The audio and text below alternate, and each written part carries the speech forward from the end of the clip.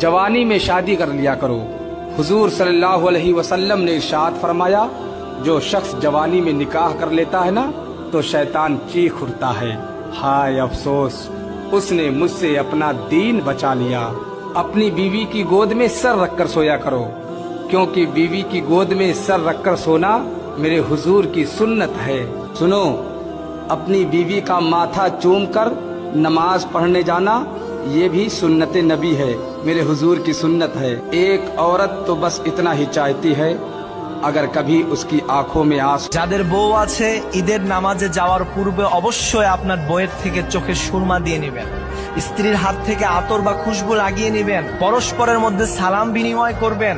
এতে করে দুজনের মধ্যে মায়া, মহব্বত, ভালোবাসা দ্বিগুণ বেড়ে যাবে। কোন স্ত্রী যদি রাতের বেলায় স্বামীর জন্য সাজাগোজা করে অপেক্ষায় থাকে, ওই সাজাগোজা করতে যে সময়টা চলে যাবে, নফল নামাজ বলে যে সব হয়, সেই সমপরিমাণ সব আল্লাহ পাক স্ত্রীর আমল নামায় দান করে দেয়। কোন সুবহানাল্লাহ।